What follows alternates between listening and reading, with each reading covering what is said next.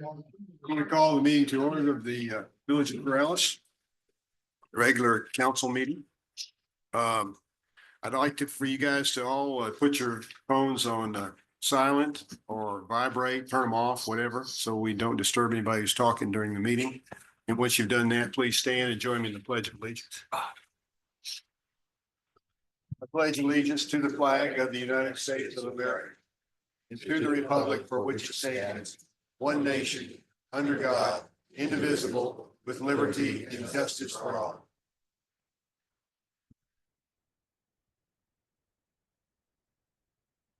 So do you have Councilor Miera yet? You might be the iPhone, I'm not sure. Okay. Councilor Murray? Present. Councilor Burkett? Here. Councilor Alston Here. Councilor Knight? Here. Councilor Woolman? Here. Everybody's here. Does everybody a chance to go through the agenda? Need a motion to approve the agenda, please? Move to approve. Have a second? I'll second. And a second. All those in favor signify by saying aye. Aye. Those opposed, no. Okay, ayes have it. First is approval of appointments. Rebecca Anderson to the Senior Center Advisory Board. Do I have a motion to approve her? Move to approve. Second. And a second. Any comments? Yes, sir. This has nothing to do with their application, but I do have a comment after we vote, depending on how you want to do it. Well, you can do it now. Okay, so it's come to my attention that how do we deal with members of commissions and committees who are, I would say, not upstanding citizens who behave in manners that may not be appropriate? Well, they may not get reappointed. Well, I mean, yes, that probably happens too, but do the commissions submit names to you to have them removed, or how does that work? Or do we have a policy in place? I have never received a request from a commission to remove someone. Okay, I'm just curious. I'm just kind of hearing rumors, but I'm just curious because I don't think we've ever talked about something like that. But I don't know if we had any policies in place. I would be surprised if we have a policy. We do not. I know we didn't have one from 2006 to 2020. Is that something we need? I mean, I know we haven't had a need for it till now, or maybe not even now or in the future, but Well, I'm not even aware that we have a need yet. well, I know, but if that ever happens, would it be better to have a policy in place? Well, I mean, I know I'm probably jumping the gun here. you know, it's probably a worthwhile thing to talk about if it became a problem. And truly, this is one of those things where you have people who volunteer to do things. I mean, you don't want to start having litmus tests and having people go through some kind of, well, you know, they're citizens, they're our neighbors. Yes, I understand that, but sometimes neighbors don't always behave in manners of which we would approve. You know, Okay, so are you going to give them due process and have some kind of a hearing? I just wondered if we had a policy in place. That's No, we do not have a policy in place. Thank you very much. Yeah, okay. So all those in favor of Ms. Anderson, please signify by saying aye. Aye. Any noes? Okay. Now we'll move on to the star of the night. Administrator's report, Mr. Curry. We'll start off with Tanya, who's in person here tonight. Oh, wow. Holy moly. Everybody's going to line up for autographs. I know.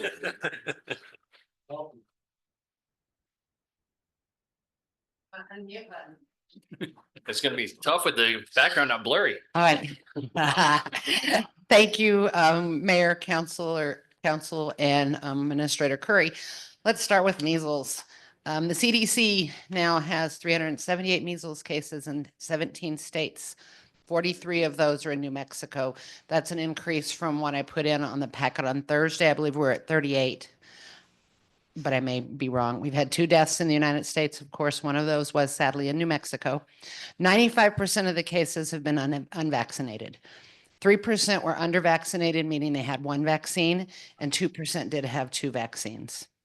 In New Mexico, the majority of them are over 18. With our 43, we had 4 that were 1 dose. 31 had no vaccine, and 8 were unsure if they had any vaccines. 41 have been in Lee County and 2 in Eddy County. And 0 to 4, 8 people had it. 5 to 17, 11. 18 plus was 23, and they're still pending an age verification on one. Albuquerque is doing vaccine clinics for MMR every Tuesday, 8 a.m. till noon at the Midtown Public Health Office. And the phone number is 505-841-4170. Other counties are doing it where the outbreak is. They're doing it every day. So for a little bit better news, influenza-like illness for the CDC map for ending March 15th, we've dropped from the highest to just high. We're one of only 11 states that are in the high level, but we're getting better. New Mexico respiratory illness is declining, but it's not over. Sandoval County, our wastewater levels are low for COVID, which is good. And for Sandoval County, 5.61% of all hospital discharges right now are respiratory related, but only 0.28 are COVID. I'm not saying don't get your vaccine. If you're 6 months past your last one and 65 or older, you can get another booster. Flu is still running at 4.48% in Sandoval County, and RSV is down below 1% at 0.85. For the last 7 days in the New Mexico, 1.9% positivity rate, which is good. That's out of 6,508 case tests. And we've had Sandoval County's positivity rate is a little bit higher at 2.06. The U.S. positivity rate for COVID is down to 3.4%, and that's down from 3.7% last week. ED discharges is down from 0.8% that were COVID to 0.7%, so that's getting much better. And 2.3 people per 100,000 was last week's hospitalization for COVID in the United States. It's down to 2.1%. And deaths is under 1% now. For all cause mortality in the United States, it was at 1% was COVID, and it's now down to 0.9. No updates on anything bird flu has come through. We did do some stuff in the mayor's message and in the pack on home safety for bird flu. I'll be happy to stand for any questions. Councilor Murray? Thank you, Mayor. Tanya, so we're coming up on summer. Does measles tend to drop off as the summer season approaches? Is it humidity driven, or is it because we open the houses up and we get more ventilation through the place? Anytime you have ventilation, that's great, but measles is one of those, it's respiratory, but it hangs in the air. So it can hang in the air for up to 2 hours when you walk through somewhere.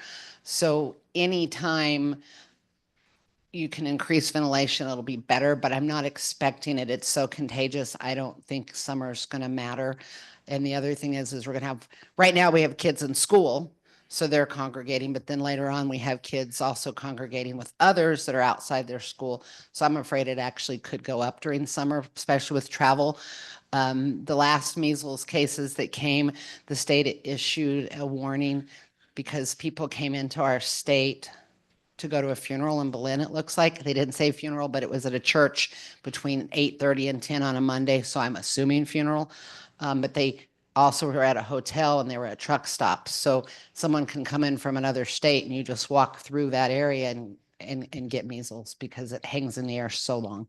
Yeah, but if you go into buildings that have modern HVAC, typically the air exchange is about 4 times an hour, but it still hangs around that long, huh? Yeah, it's got one of the highest R naught values.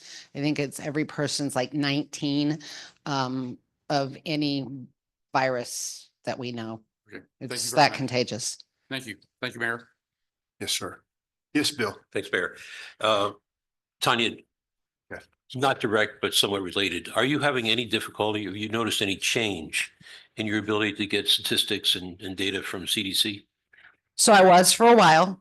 They were only going to update certain pages monthly. They're now updating the measles page every Thursday, and they're talking about doing it twice a week. So they're starting to give us some more of that information. New Mexico, though, is tracking on our own Department of Health, a lot of good stuff. You can go to Google New Mexico measles and open that up. Miranda Durham, who is one of the doctors in charge of New Mexico Department of Health, lives here. She's got a really nice video out for people about vaccinations. So we're still getting it, and the wastewater data it's still been coming in from CDC, and so's the flu. So the I'm one- not as much on bird flu, so I don't know if that's just because there isn't a lot of bird flu or they're not giving a lot of data. But the once to twice a week, how does that compare with, say, 6 months ago?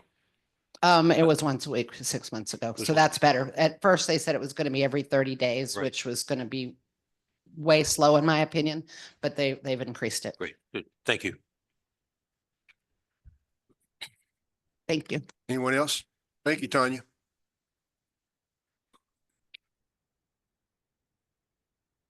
I think I sent an email out. I know I sent an email out to you, to the counselors this last week, that reminding you that if you've got any budget request that you would like to be putting into the budget as we go forward, and we'll have the dates for the workshop coming up on May 8th, I believe is what we've got. Please get those into me or Jolene or to Melanie as soon as you can. And anything that as a project that you're interested in getting into the budget, the sooner that we see it, the sooner we can get it in there. And then obviously it'll come to you for final decisions. I wanted to give a shout out to Steve Lesko and to Lynn Sieverts and their crews. They've been working in the Wells Fargo building for the last week, and it's a pretty nice looking building. They've repainted. We've been in there and done the remediation for the asbestos and other things that were in there. And so they've been repainting the ceilings and the walls, and we'll be getting the floors in soon and the internet soon. And as that happens, thank you. Thank you. I'm there too. Thank you. As that happens, we'll be able to also move the Main Street office over into that building, which will allow Tanya to move an office into this building here, just to the north of where Tanya is sitting, where the Main Street currently is located. And that also provides us with some extra fire prevention money from the state during the course of the year. So we anticipate the internet coming in there hopefully within the next 60 days. And in that process, once we've got the internet in there, we'll be able to start having people use the building for various meetings that they want to have. It's not in a condition right now that where we don't, there's been some meetings over there, but we want to get the internet over there in case people want to have that connection, and we want to make it nice. The vault has been emptied out of the safe deposit boxes, and we're going to put those back in there so that the vault still looks like the vault. And so if you want to have a meeting of 2 or 3 people, that will be available as well. Well, let's Or it can be a skiff. If it's top secret. Yeah, if it's a skiff, that's in the news today. were all Yeah. the safety deposit boxes empty when you got in there, or? We're not telling. Yeah, they're empty, but if you talk to Lynn or Steve or anybody, they'll tell you that they're very heavy. They're very heavy. And so if you've always wanted to have a meeting or something special in a bank vault, it'll be there available. Be sure to tell people you're there. Yeah.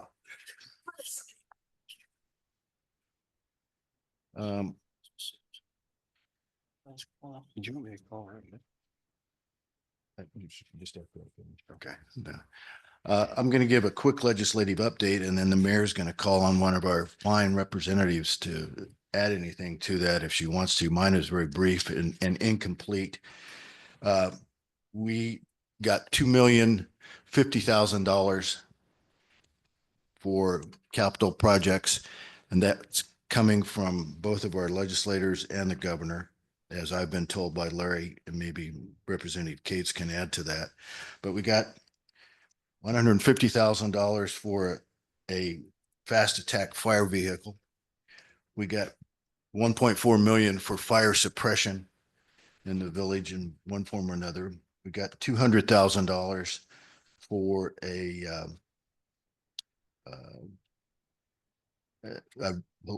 rescue truck for police, and then we got 300,000 for a rescue ambulance. So there were other things that went on in the legislature that are important to the village in one form or another. One was Senate Bill 21 that begins the process of passing MPDS authority or pollution discharge elimination from the EPA to the state of New Mexico. We're one of 3 states that does not have that delegation. So the legislation will have to be approved by EPA, which I don't think will be a problem considering the current state of EPA. But what it does, it gives the state, rather than Dallas, Texas, the authority to issue surface water permits for anything that is discharging into the river. The tribes along the river at this point have that authority that has been given to them by the federal government, but the state has never attained that. There's a long troubled history going all the way back to 2006, where the state has been trying to get this. And for one reason or another, they couldn't get it because of opposition, primarily back in the day from the dairy farmers. But this will provide the state with the opportunity to get this authority so that it can give protection for the rivers in the state. And also they will define things working with the Interstate Stream Commission and the state engineer. But it's a very major piece of legislation for the state, especially considering the demise of the regulatory and the water protection authority of the Environmental Protection Agency. The other one was SB 37, which is the beginning for the state to start to develop a state water reserve plan, which is part of the governor's 40-year water plan. So that's very important. And so, Mayor. Yes, I'd like to welcome our representative Kathleen Cates here. And if you have a moment to talk about the last legislative session, we would certainly appreciate it. Thank you very much, Mr. Mayor and councilors. I am ill prepared as I did not know I was going to be speaking tonight. I would love to be on the agenda and come prepared at another time. I would like to say, just because our village administrator just mentioned SB 21, this was a casual conversation in the parking lot across the street when Ron was trying to educate me at my first campaign about this issue. And now, as the vice chair of agricultural water in Asakia, I was very happy that we were able to get that passed. And that is from your knowledgeable administrator. So I just want to make sure you know about that. Yes, we worked together, our senator and myself, to make sure that at least the police and the fire were fully funded. We wanted to make sure the fire suppression was there. Something that is not going directly to the village, it goes to MRGCD, but we fully funded. We're going to make they're going to make a ramp from Loretta on Alameda in that area. Those who may be driving, and I know we have a lot of equestrian riders here. It's very dangerous getting their horse trailer off that road right next to the bridge. It's very not Okay. well, so that they're going to be working on that, and we'll have a good clean as that. But I'll be glad to come back and talk about the capital outlay and also some bills. I know that if you and the council could let me know if there's certain things that you're interested in, I can answer for anything, but I serve on the water and on the health committee. And so those are a lot of my bills. If I'm not mistaken, you may be holding a town hall meeting here Yeah. sometime in the future. Why, thank you, Counselor. Yes, on Saturday, from 3 to 5 on April 5th. I'm doing a series of town halls, but that's my Corrales town hall. Anyone is welcome to join us anywhere. The village has always been very generous with this space, and Melanie has been extremely generous. And so we're hoping to have it online and in present. So if you'd like to join either way, you can. Thank you. Yes, John. Thank you, Mayor. I would love to hear at any of these future venues about HB 27, the Protection of Librarians Act, and how that fared. I would like to hear about it too, Counselor. So this is the second year that I carried this bill. I feel like the theme for the legislative session was public safety. And I do believe that our Librarian Protection Act was a public safety bill. We need to protect our librarians. They are not political. They are not a big party. They educate themselves and advocate for us to serve their community. I always said they're about process, not politics. And so this bill is to protect them so they can follow the process of reviewing books that go on the shelves. Once again, the first year I carried it, I got it onto the speaker's desk 10 days into session. And I also got it on the governor's call list, and the speaker would not hear it. And I got it on the speaker's desk this year on February 18th, and he would not hear it. He has agreed that he will meet with me in a couple of months and let me know what I need to do so that he can hear it, because I'm not going to stop presenting it. It's important to me. And it's very important to my constituents. Yes, we'd be happy to offer you time to speak. You just let us know when you're available and we'll make a space for you. Thank you very much. Did you have a question? Okay, thank you. Thank you, Representative Cates. Okay, All right, you have more? I do. Okay, There's more. there's more. I'd like to ask Chief Martinez to come up now and talk about the Boy Scout Bridge and the expense. Thank you, Ron, Mayor, Council. We're going to put up a couple of pictures here. So if you've been following our status reports and some of the updates, you know that we acquired this bridge, fully engineered, and it was sitting at the landfill. And we put in a request, we obtained it, and today it got installed. So we're really proud. Our total budget for this project was right around 25,000. And it looks like I'm waiting for the final invoices to come in, all the concrete, the rock, and then what the Conservancy is gonna bill us for materials. The bridge, one of the pictures will show you a relationship where the bridge is in comparison to the existing Boy Scout bridge, which will be removed soon. We'll demo that once we mobilize some equipment, but this is approximately a couple 100 feet to the north of the existing Boy Scout bridge.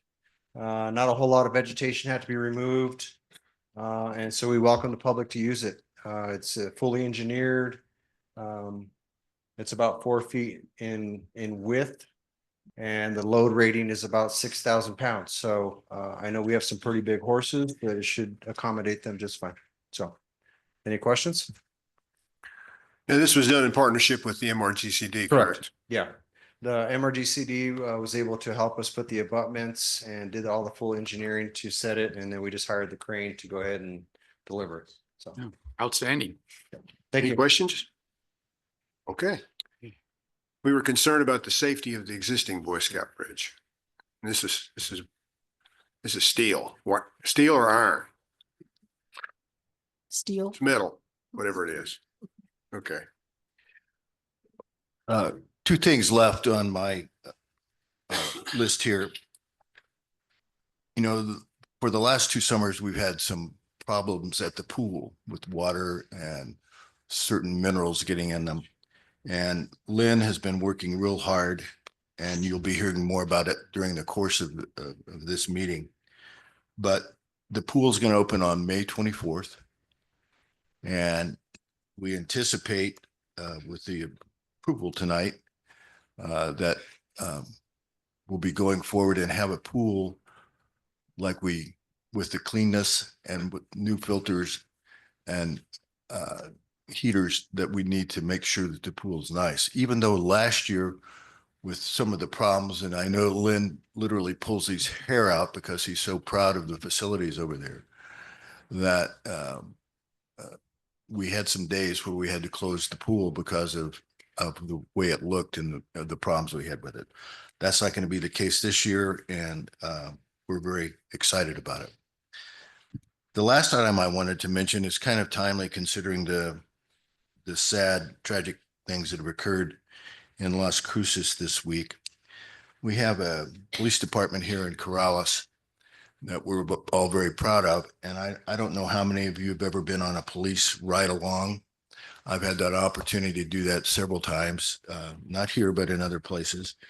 And the police officers have to deal with items that come up to them and maintain professional behavior as they do that. And so we thought it would be interesting for the council and the public to see kind of a 3-stop collage, if you will, of our officers at work here in Corrales. So yeah, these are all videos that came through from different IPRA requests. And watching these hours and hours of videos, I am so impressed with our police department and their professionalism with how they handle these calls. And I realize it takes a very, very special person to do this job. And so what you'll see tonight are stops from Officer Segura, Officer Donnelly, and Officer Martin.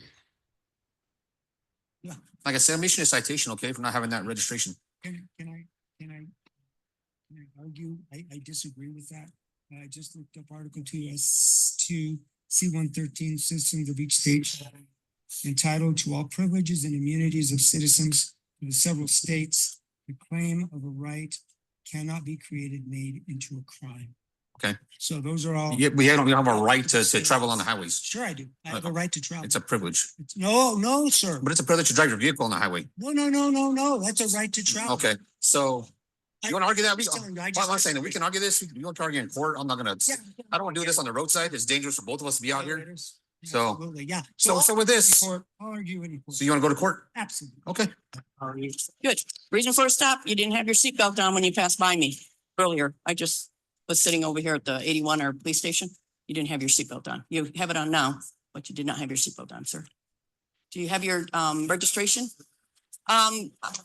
We go to court and the judge decides. Yeah, the judge decides. I did not see your seatbelt. Do you have your insurance or your registration, sir? Okay, I need to have the paper. When we do a on demand, we can ask for it also in paper. I'm just explaining to you, you need to. Okay, I'm just explaining to you, sir, that we can request it in, if you have it in your vehicle. Do you have the? Yeah, do you have it? Okay, so the state statute says we can request it. in paper. Okay, you don't need to start swearing. I'm trying to tell you, it's on the tag. All right, take it easy. Yeah. No, you don't have to start yelling at me. I'm not yelling at you, sir. All right, just stay in your vehicle. The reason why I did pull you over is because your speed 40 and a 30. Is there a reason why you're going 10 over? I wasn't. Okay. I just got off. All right, sir. I'm not too sure if you realize, but there were bikers on this road, all dressed in black, but that's my main concern, that people are still using this road even at this late at night. I am gonna have to cite you. Did you want to pay for it? Or do you want to go to court? I want to go to court because there's no reason for this. All 10 right, sir. miles over, there's no reason. You must have something better to do. No, sir, this is something better to do. I am Well, it's protecting the community. Useless. People are walking here. I have seen people on There's the past. nobody walking here. Not- There's nobody riding bikes. Okay. You're just sitting. All right, sir, I'll be right back, okay? So when I testify, I'll take this. Hang on, sir, I need to give you. You saw people walking in black and you saw people biking. That's what I'm gonna Sir, I say. need to give you a copy of that citation. That's original is mine, okay? Yes, sir, I did. There were. Saw people walking and you saw people biking at 8 o'clock. Yes, sir, this Yeah. this road is easy. Yeah, used well, heavily. you saw them, right? Sure, there's no need for you to yell at me. I'm just explaining to you what I saw and what you did, and you admitted that, Hallucinated. and you admitted going 10 over. No, I didn't. Yes, you did. I was under. I was 39 miles. I did not admit 40. Okay, 39 is still speeding, so I'll put that on here.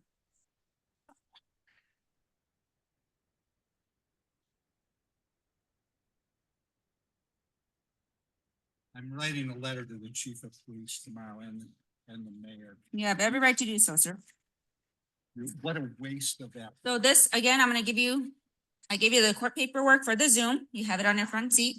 Your court here is gonna be April 9th on a Wednesday at 1:15 in the cross court, okay? Do you have any questions? No, I don't have any Okay, questions. please keep in mind it is 30 miles per hour. You Yeah. have to obey the state laws, okay? Even Corral. It's not a state law. All right, sir, be careful, okay? If you don't have any questions, you're free to go.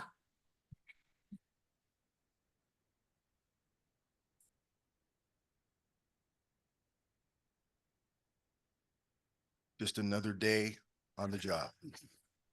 The day of paradise.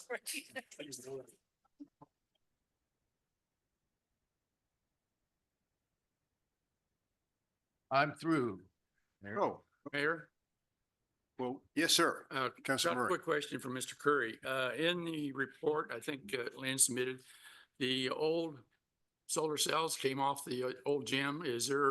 Were they end of life or did the lease come up on them or what was the reason for removal?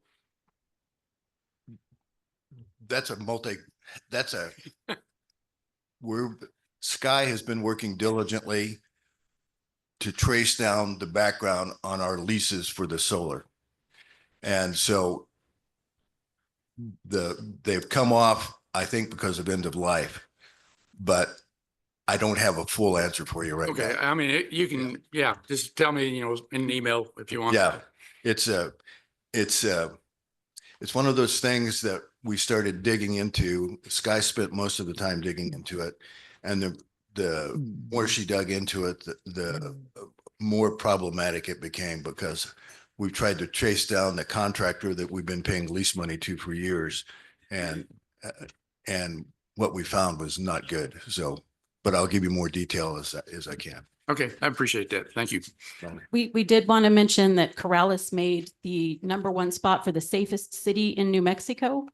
Again, this year, the ratings just came out March 17th.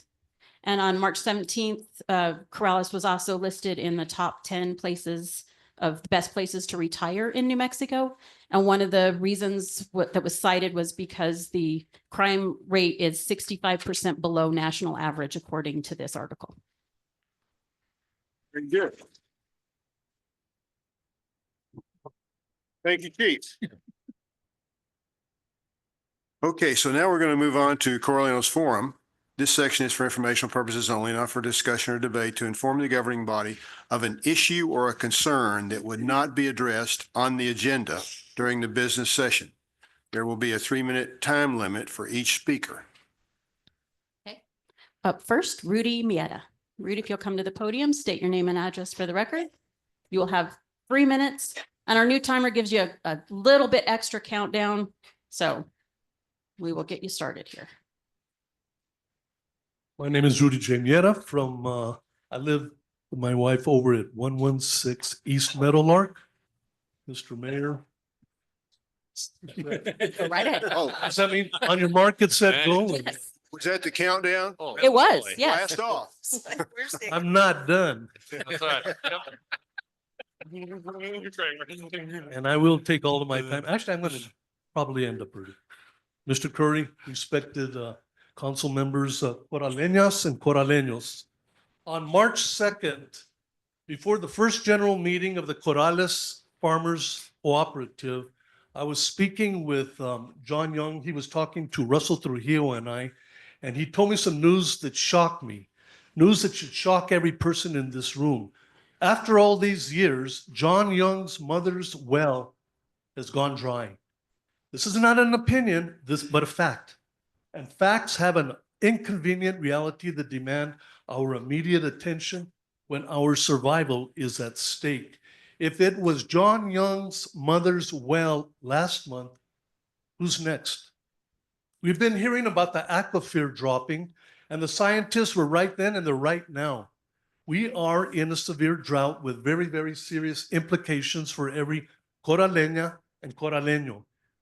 You know, when I was a kid, it was always considered a big mystery that the natives of Chaco Canyon had suddenly abandoned their great civilization, but most recently, everything points to a drought.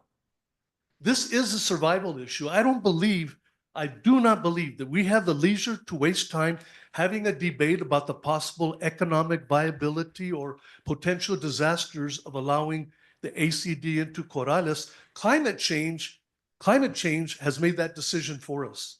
Mother Nature has decided that train has already left the station. We cannot waste precious time, obviously, when it comes to deciding about water for tourists or coraleños. It's a no-brainer.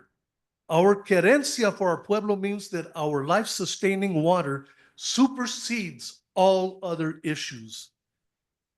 What we need to be using our precious time for is to discuss and decide how we go about creating a Corrales Water Conservation Department. Informative emails can help, but we need a formal government entity. Corrales needs a water department. It is inconceivable to consider any more of a drain on our most precious natural resource. We need a Corrales Water Conservation Department now, because we are not at a crossroads. We are in a crisis. Thank you. Thank you.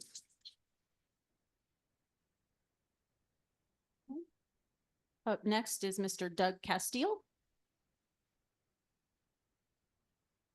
Respectfully, I think I changed that. Okay, you want to go to the ACD? Okay, thank you. Okay, up next then would be Mr. John Schwitz. John, if you'll come to the podium, state your name and address for the record. You'll have 3 John minutes. Schwitz, 802 Palmas Altos Drive, Rio Rancho. My wife and my neighbor have horses in Corrales, and it's a beautiful place. Usually, however, Corrales violent crime is a D-, with cost to Corrales of 2.7 million and per resident $289. This is not some newspaper ad. This is from the FBI's statistics that they correct. I have the reference, the town clerk has it.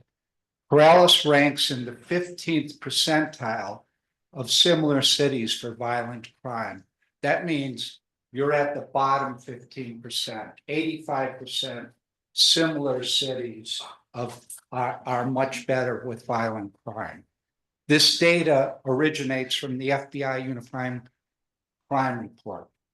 I long suspected that the Corrales police were poorly managed. I do horses on Quirks Road and have many times observed 2 police cars chatting roadside and many unnecessary traffic stops. I have never observed a police car on Quirks Road. Not satisfied with daylight speed traps, the police do aggressive stops at night. If you looked at that video, that police officer approached from not the driver's side, courteous where you can have a human reaction. They approached from the passenger side. So they do aggressive stops. The concentration of resources accomplishes nothing and has enabled the violent crime to go unchecked by an ineffective police force. The cost to Corrales residents for this can be quantified. The village is 10 square miles, thus many streets are not patrolled. The resources needed for 2 shifts of speed traps are 3 officers plus 1 officer lolling around the area. So that's 4 officers.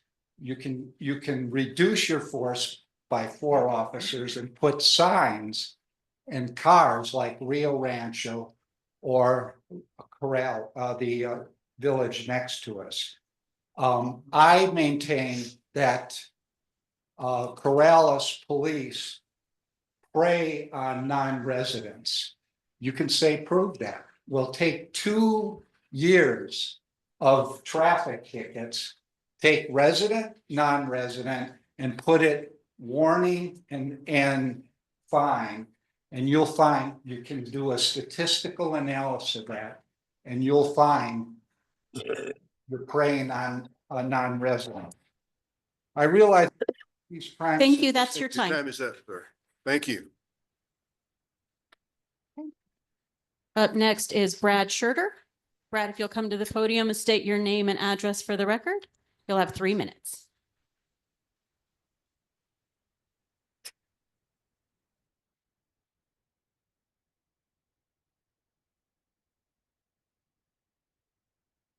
Brad Schurter, 47 Rincon Road. I wanted to speak about the lawless chaos happening at the highest level of our government and how it has, I'm reminded that something like this has happened before at a lower level. And our village government has a bias leaning toward businesses at the expense of our resident Corraleños in the application of our ordinances. It almost appears that some of the tenets of the village's administrative branch is the flouting of a number of our democratically created laws established by the governing bodies of the councilors. The ordinance chapter 2, article 2, section 2-42A1 simply states, as the chief executive officer of the village, the mayor shall, number 1, cause the ordinances and regulations of the village to be obeyed. Prima facie evidence shows a total disregard of enforcement of the noise ordinances, Article 2, Section 1427, and likely 3, and the enforcement code violations penalty, Chapter 1, Section 4-16, 1-6, I'm sorry.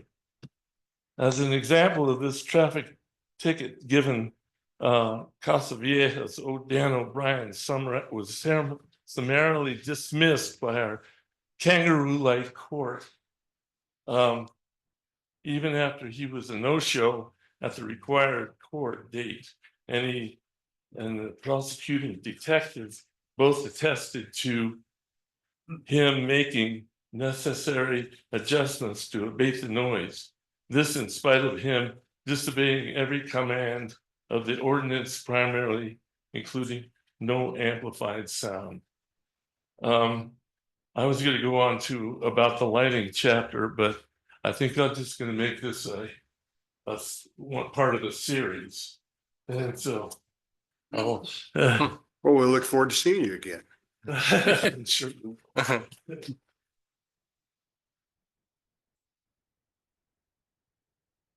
Okay, and our final speaker for the Corraleños Forum tonight, Marissa Ravalli. Marissa, if you'll come to the podium, state your.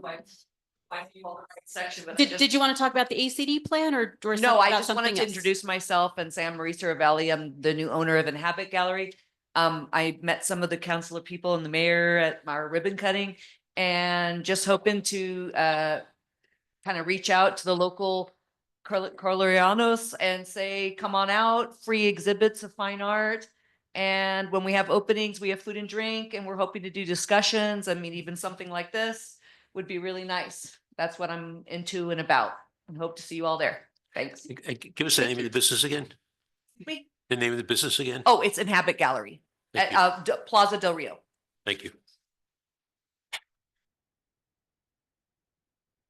That's it. Can we fix that? No. Sure I can. Yeah, right. It's turn it off. It's pretty terrible. There you go. Okay. Yeah, it's it's a process trying to Right. find the right kind of countdown clock. So that one, it was not, you can't hear the beep, Okay. and half the time it doesn't work. And so Councilors Forum. This section is for informational purposes only, not for discussion and debate. To inform the governing body of an issue or concern that would not be addressed on the agenda during the business session, a council member may respond to an issue or concern brought up by a resident in the preceding Corraleños Forum. But to remain in compliance with the Open Meetings Act, the subject will not be up for debate or discussion. Who would like to start? Councilor Alsobrook. Thank you, Mayor. This is just a quick follow-up to Councilor Murray's earlier question about removal of a board member. So we do have a provision in our code, section 2132, removal or termination of members. That's for the permanent boards and commissions. I don't know if that's what your question was referring to. But we do have a mechanism for that. It requires a majority of the governing body to remove someone. Okay. Thanks. Good to know. I've never heard of it being used. I mean, I haven't either. yeah. Councilor Murray. Thank you, Mayor. So the Metropolitan Transportation Board met last week, and we did what they call a tip adjustment. That's the transportation improvement projects. And we couldn't get an answer to a $50 million insertion about the I-40 corridor, which we hope to get next month. I think it has to do with some of the talk was it's trying to make the I-40 corridor from Los Angeles to Albuquerque more increased traffic, increased trucking, and things like that. So this $15 million, we didn't know where it came from, so we're still working on that. Also out of the CBAC minutes, Jeff Radford had a statement about the bicyclists coming down Cabazon Road. He emailed me after I inquired about it. Basically, he was under the impression that they were trying to move the bicyclists coming off or south of Alameda onto Loma Larga, then over on Cabazon over to Loma Larga and keep them out of the Bosque. But he says that we need improvements south of Alameda and Coors and make it safer for the bicyclists to get to Cabazon. And I think that's what he was trying to get toward, was that we need some kind of improvements there so that would make it safer for the bikers. And also we need to move that crosswalk at Cabazon and Corrales Road to make it safer for the animals to get across too, because now they come down on the south side, have to cross across the road to get to the crosswalk to get to the Bosque. So if we can petition the DOT and see if we can get that crosswalk moved a little bit, that would help. And that goes with the lighted crosswalk signage as well that we'd like to see installed. Anyway. Okay. Thank you. Yes, ma'am. Councilor. Thank you, Mayor. The Rio Metro Board didn't meet again this month, so I don't have any new information. Councilor Burkett, were you playing basketball? I was. Tonight was the inaugural game of the Men's Rec League in the fantastic new gym. I will not report what the score was. But rest assured, it was very one-sided. So you were playing kindergartners? It felt like it. They were all wearing high school jerseys. Holy moly. So it was it was a terrible sight to see.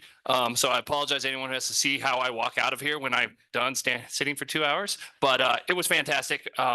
Mackenzie's been kind enough to schedule games so I can get here sweaty and smelly. So Councilor Alsterbrook and Councilor Murray really are bothering me at all. Yeah, well, good. But I did wear my fancy shorts, as Councilor Alsterbrook noticed. So, yep. No, it was great. It's a fantastic resource. There's 4 teams of about 10 or 12 guys. So we're very excited to have it going.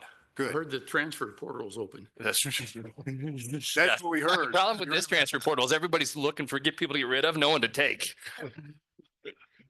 Anyone else? Okay. We'll move on to the consent agenda. Approval of minutes from March 11th council meeting and approval of resolution 25-06, budget adjustment resolution. And in that is the money that Lynn is going to use for the heater and the filter. You'll see that they transferred to the account to get him up to enough money, $170,000, so that he could create an expense for the pool, and that's for the heater and the filter. I need a motion to approve the consent agenda. I did have a question about. Sure. A little unclear on the first 2 items, dealing with Dennis Friends Foundation. One is $20,000, which I think is appropriate, but then there's a $10,000 transfer as well. Jolene, can you please come to mic? Thank you. Yes, sir. If you can see there, on line item, let me get my notes.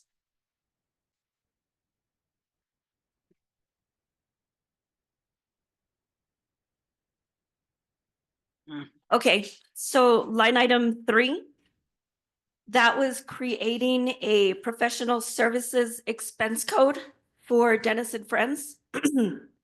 And then line item 4 was another $10,000 to create supplies expense for that $20,000. Oh, I see. So the 10 and the 10 equal the 20 above. Yes, sir. It's not 20 plus 10. Correct. Got it. Thank you. You're All you welcome. know. Thanks very much. Okay. Thank you. It's just so we can use it. Yeah, that's good. Okay. Do I have a motion to approve the consent agenda? So So moved. moved. Okay, and a second? Second. Okay, we got 3 votes there, it looked like. All those in, oh no, I have to do the bar. Counselor Woolman? We have a resolution for the bar, so we have to take a vote, individual vote. Aye. Counselor Knight? Aye. Counselor Alsobrook? Aye. Counselor Burkett? Aye. Counselor Murray? Yes. Okay. very good. Counselor Mieta is online Counselor Mira, how do you vote? and you are muted, Counselor.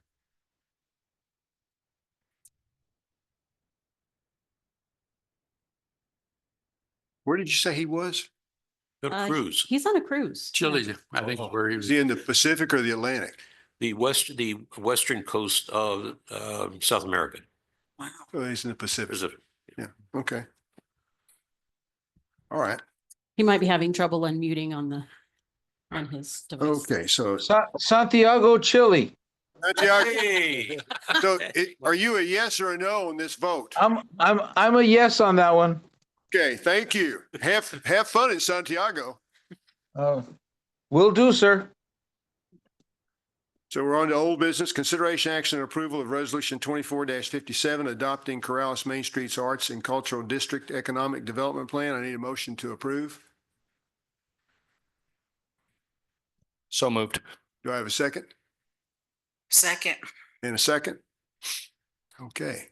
Do we have any discussion?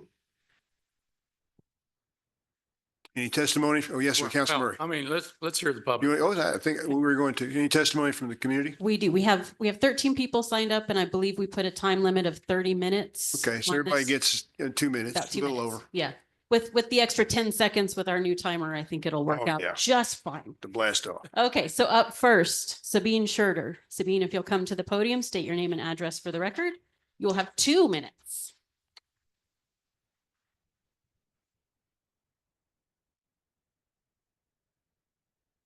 Mayor, councilors. Okay. My name is Sabine Schurter. Our property at 47 Rincon Road is adjacent to the commercial district. Since we bought our property in 2019, the noise from business activities has increased significantly, especially from a business that cut ribbon in the fall of 22. This summer, another business wants to open up its patio to open-air amplified music concerts. It will get loud. Item 36.2 in the comp plan recommends a master plan for the mixed-use neighborhood commercial district that will also respect the needs of people living in adjacent residences. This master plan could be the basis for any future economic development plans, such an ACD plan. The current ACD plan does not recognize the needs of residents living next door to businesses. Currently, Corrales does not have the infrastructure needed for a business district with increased visitor numbers, which is the objective of the current ACD plan. The existing sewage system is insufficient and upgrading it will be costly for the village, villagers, businesses, and the environment. Corrales Road is unsafe for residents and visitors. Village ownership would be too costly. The DOT is slow to address safety issues. And just imagine a wildfire evacuation using Corrales Road on a busy summer day. Add the fact that Corrales is facing a water crisis. Sustainable and responsible growth appears to be very questionable. The current ACD plan does not only ignore limiting factors to growth in Corrales, it also does not have any guardrails against overdevelopment and over-tourism. It should be revised. Please reject the current ACD plan and ask for the development of a responsible plan having sustainability in mind and the realities of the mixed-use district. Thank you. Thank you. Up next is Teresa Lopez. Teresa, if you'll come to the podium, state your name and address for the record, you will have 2 minutes.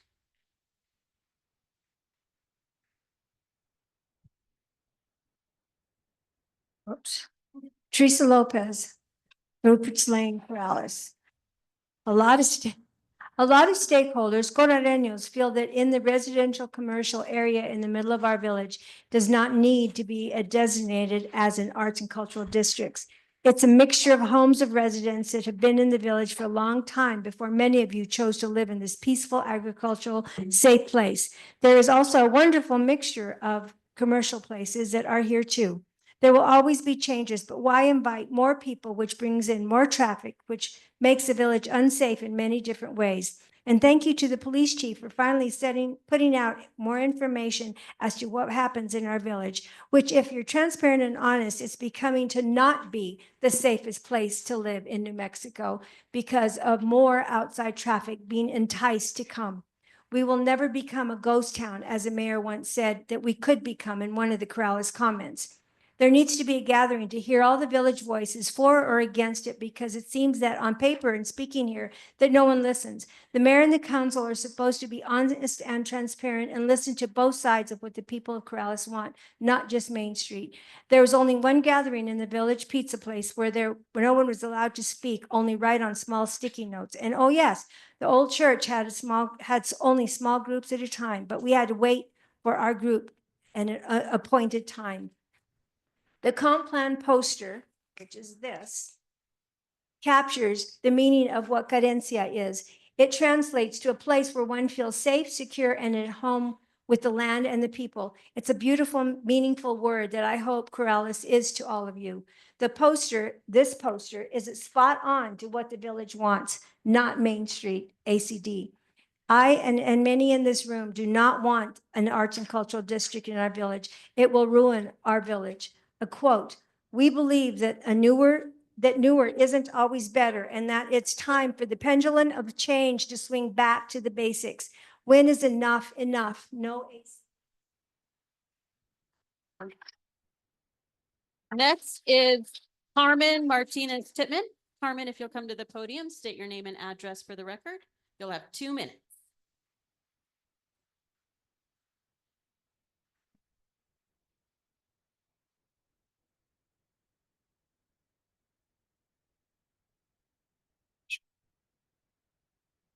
Good evening, Mayor, Council, Administrator. My name is Carmen Martinez Titman. I live at 5567 Corrales Road. I am, however, reading a statement written by 2 other Corrales residents. Honorable Mayor and members of the Village Council, thank you for the opportunity to speak as concerned Coraleños at distance. Our names are Carlo James Aragon and Edgar Cruz. We are here not just as a residents of Corrales, but as stewards of its past, present, and future. We speak today with querencia in our hearts. The deep spiritual connection to place defines who we are as Coraleños.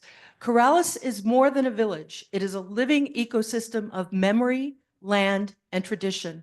This is a place where heritage is not an idea, but a lived experience. And it is precisely this heritage that is at risk. The village faces pressures to develop, to modernize, to build, but we must approach this with intention and care. Large developments and large homes threaten the integrity of our village and undermine the reason why we call Corrales home. We ask this council to protect the rural nature of Corrales by opposing large-scale developments and creating ordinances that encourage micro-businesses, home-based artisans, and local agriculture. Let us also address the crisis of affordability.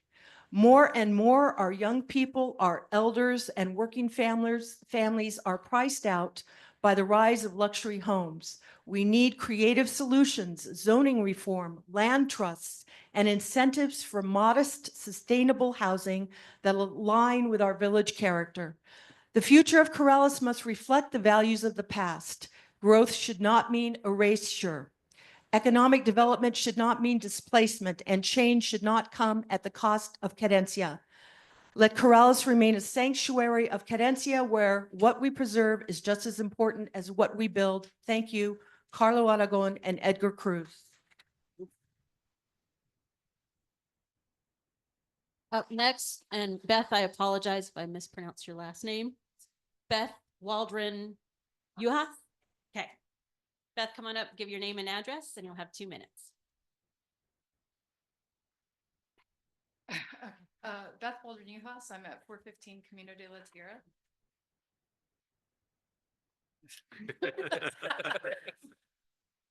Okay, I'm gonna read from this or I'll get really nervous and mess it up. Closer to the mic, please. Okay. Also, I'm short. Okay. I'm an artist and business owner, the vice president of the Corrales Society of Artists and the current studio tour director. I'm actually here in a personal capacity, though I'm not officially representing the CSA.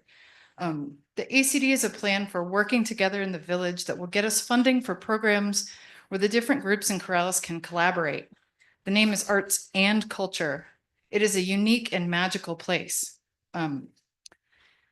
which means the culture of Corrales. It is a unique and magical place. Just the process of getting the ACD in motion has created more collaboration in Corrales. The CSA has opened its doors and worked with Main Street, Champ, the library, 4-H, strengthened its relationship with the Corrales Art Center and local businesses. Personally, I moved to Corrales because I wanted to be part of the community. I wanted my kids to grow up here. I walk and ride my bike here. I love the horses and the wildlife and the old neighborhoods. I've volunteered my time for a lot of things in Corrales, and it's not because I want a pat on the back or something in return. It's because I love it here and I want to be part of the village. When you want changes, instead of trying to shut things down, you should join and see what needs work and solutions. The ACD will facilitate more cross-group collaboration, and that means teaching your kids about horses at Art in the Park, teaching 4-H kids about art, creating a ceramic mural for the local library. We have a lot of ideas for how we can work with other groups as well, and that's just the CSA. The people who put their time into Corrales Main Street love this place too. That's why they're here. I've not had one interaction with them that wasn't them saying, how can we help? We can work together to preserve culture and history. Vote it in, please. Thank you. Up next is Jolene Mays. Jolene, if you'll state your name and address for the record, you'll have 2 minutes. Good evening, Mayor and the members of the council. My name is Jolene Mays, and my husband Wayne and I have lived in Corrales for 53 years at 4813 Corrales Road. Many changes to our beloved village are being talked about that have alarmed both Wayne and me, along with an overwhelming number of Corrales residents, witnessed by many here in the audience tonight. I am here to respectfully urge you to defer your vote on the Main Street ACD plan until the comprehensive plan has been finalized and approved. There is a significant difference between the ACD plan and what the final version of the comprehensive plan states regarding the mixed-use zone, which respects us as residents who live in and near this zone. This goal 3-6 of the plan in its recommendation states, quote, support commercial, municipal, residential, and civic activities with timely, efficient development approval while respecting the needs of people living in adjacent residents. Bravo. This statement is key to all of us living in or near this zone. Our hope is that you, as the governing body of Corrales, will recognize the importance of this goal that respects the needs of residents within this zone and will vote to defer the ACD plan until the comprehensive plan has been approved. We are grateful for the time and vision spent by those on the Comprehensive Planning Committee, as well as each of you for your service for our village. Thank you.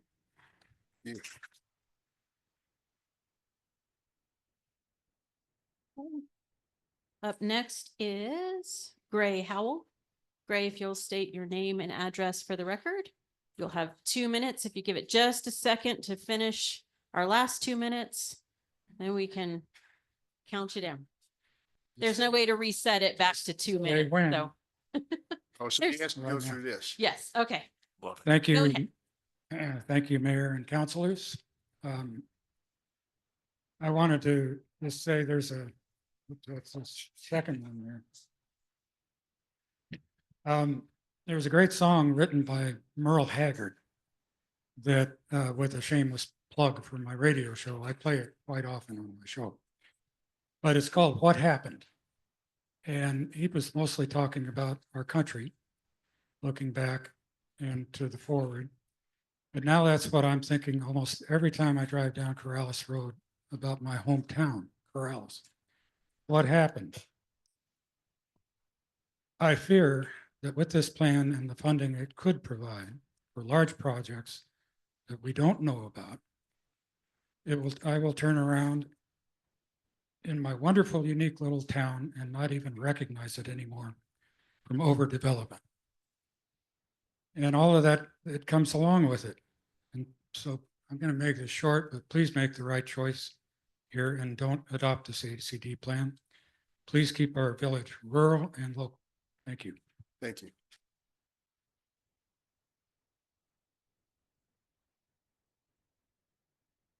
Next, Ricardo Blanco. Ricardo, if you'll come to the podium, state your name and address for the record. I'm Ricardo Blanco, 4160 Cross Road. I got a 15-page document I'm gonna try to read to you really quick. You must reject the ACD. We must not become an Adobe Disneyland. We cannot let our village turn into downtown Santa Fe. Though largely unknown, cultural tourism has a significant history of cultural identity making and cultural brokering, through arts and marketing, with profound and lasting impacts on the peoples and places of New Mexico. When we look into the literature, we see multiple global examples where cultural tourism has caused displacement of locals and feelings of displacement among those who remain, experiencing a loss of local identity, cultural appropriation, and changes in land use policies. The tourist newcomers' expectations and visions of a place and its peoples began to diminish the authenticity of that place and its peoples. Given our lack of knowledge on cultural tourism, as we probably weren't instructed any of this in 7th grade history, New Mexico history, that is. So given our lack of knowledge on cultural tourism, the village is ill prepared to confront its impacts or establish the non-existent guardrails it will require. We will have this movie. We have seen this movie before, ladies and gentlemen. We know how it's going to turn out, resulting in exponential change. The ACD will steer us to a treacherous and completely unnecessary path. These things have been impacting descendants and for generations, and I don't want the rest of Coraleños to suffer the same. The viejitos of Corrales, and I'm like 3/4 of the way there myself, of the descendants and the longtime residents and recent arrivals are once again warning us que vas a traer la gringada, and they're gonna do some fregando. So they're gonna do some screwing over, is what the old timers used to say. I think there's a better path. I think community centers always been spoken of. That's a great way to foster the arts and to bring in funding. Please vote no on the ACD. Our village cannot handle it. Thank you. Next is Doug Castile. Doug, if you'll come to the podium, state your name and address for the record. You'll have 2 minutes. I'm Doug Castile, Chaparral Lane. Mr. Mayor, esteemed councilors, I want to talk about querencia, which is a Spanish word for caring, for strong feeling about your lifestyle, your community, your heritage, apasionado, subtle and subjective passion about everything. That is Corrales. A lot of people here believe in that. If you have querencia, you are committed. If you either have querencia, or you're pro-development, in our opinion.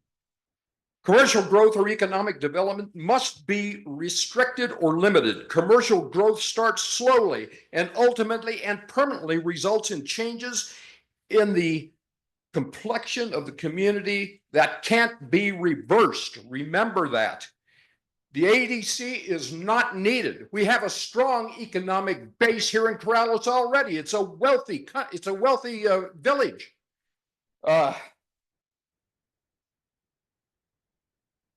The quest for economic growth and God almighty dollar is no longer the end game as it once was. Traffic will be an insult to injury to an already congested and oftentimes dangerous conditions, which could affect the safety and quiet enjoyment of the citizenry of Corrales. Traffic is already a huge issue. Why add flames to the fire for a few additional gross receipt taxes? I implore you, don't pass the ADC, or at the very least postpone it. In closing, I would like to ask this rhetorical question to the councilors. What is Corrales worth? Corrales is worth nothing. Corrales is worth everything. Keep Corrales. Patrick McClernand. Pat, if you'll come to the podium, state your name and address for the record, you'll have 2 minutes. Thank you. I feel a bit subdued after my friend died. I'm Pat McClernand, PO Box 2012 Corrales. It's been stated over and over by Corrales Main Street that the ACD plan calls for no building. However, they are building capacity. They are doing this with advertising and brand building. The village contract with CMS, valued at $83,000, requires these activities. They are advertising in our village, our state, and nationally. The target of this effort is increasing visitor count in our village to leverage the economy and thus increase GRT.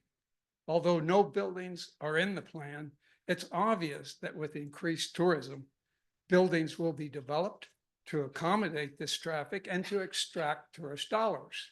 The resulting strain on our existing infrastructure, particularly roads and natural resources, will further overwhelm our village. The quality of life of our residents takes a backseat to the tourist dollars, much as we see happening currently in the lack of enforcement of our ordinances. Corrales Main Street, as a keeper of government treats, dispenses them as if rewarding a pet. The training tool is used to enforce obedience. We shouldn't be tricked so easily. Please vote no on ACD.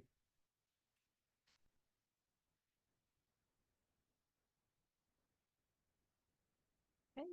Next is Fred Hashimoto. Fred, if you'll state your name and address for the record, you will have 2 minutes. I'm Fred Hashimoto. I live at 485 East La Entrada.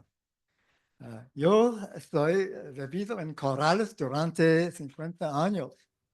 No soy nativo ni hispano, pero Corrales es mi pueblo y me gusta mucho. El concepto de gerencia es muy importante para mí y probablemente para ustedes. Please do not approve the ACD plan tonight because it conflicts with Goal 3.6 and its recommendations in the final draft of the comp plan. They both pertain to the neighborhood commercial mixed use zone. The ACD economic plan wants to gain funding to develop it and to increase visitors and tourism there. In very sharp contrast, comp plans 3.6 says the village should use expert consultation and public input to adopt a master plan for that area and then to develop appropriate ordinances and regulations. For decades, traffic, noise, and lighting have not only been nuisances, but can decrease property values for residents there. Many residents have been there much longer than businesses have. The ACD was written primarily by an Albuquerquean with a few CMS staffers. Its large steering committee includes some non-residents and prominent villagers who said they were never involved in any interactive process with Main Street's ACD. In contrast, the breadth and depth of the comp plan committee's efforts and the community's participation is well known. This conflict of plans is significant, and since the comp plan, which is reasonable and makes sense and was formulated over 2 years, takes precedence over any other plans, the ACD should not be approved. Thank you.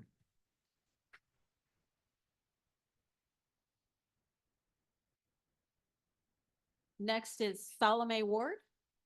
Salome, if you'll come to the podium, state your name and address for the record.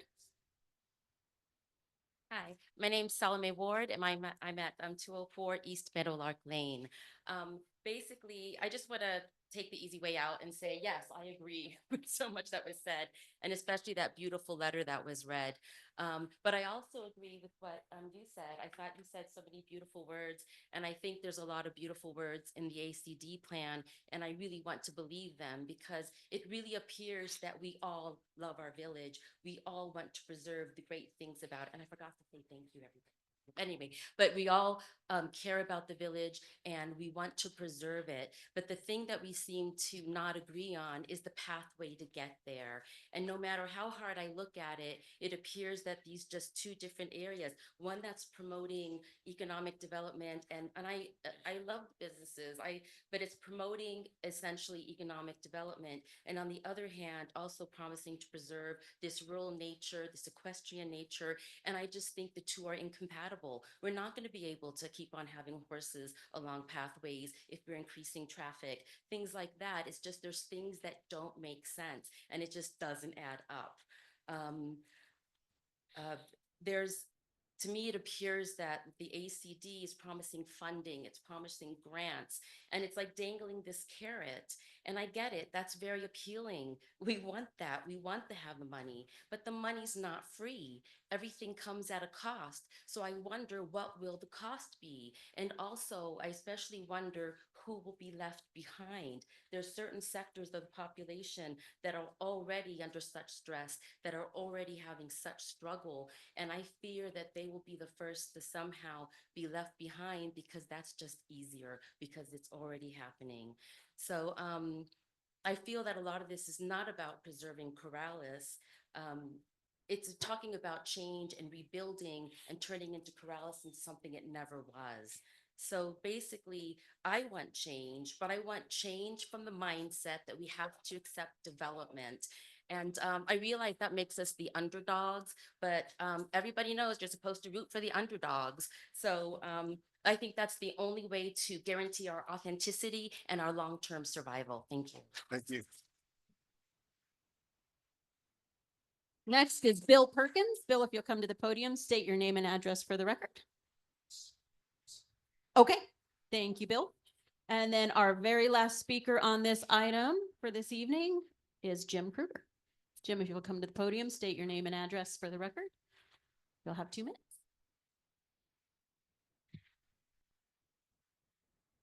Excuse me, my name is Jim Kruger. I'm currently the president of the Corrales Main Street Organization.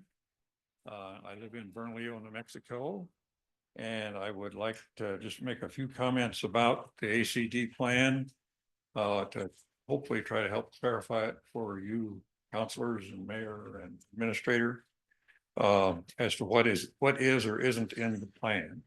As you all know, this has been a long process, a lot of energy and effort, volunteer hours have been put into the plan, as well as those that are having a different view of the plan than we do. But the plan basically is a summation of information gathered from village residents, business owners, and local organizations. The plan doesn't call for or make any recommendations for any actionable activities.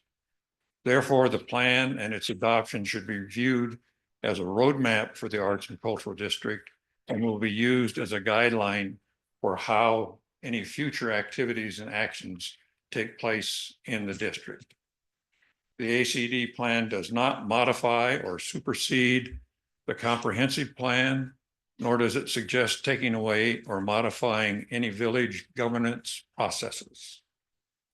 Lastly, in an effort to be responsive, the plan has been modified several times based upon input from the council and from the community. And I would urge your support of the plan this evening as you consider it. Thank you. Thank you, Jim. Okay. Was that the last? Yes. So, council, any comments? Councilor Alsterbrook? I'll start. Bear with me while I read what I think I wrote.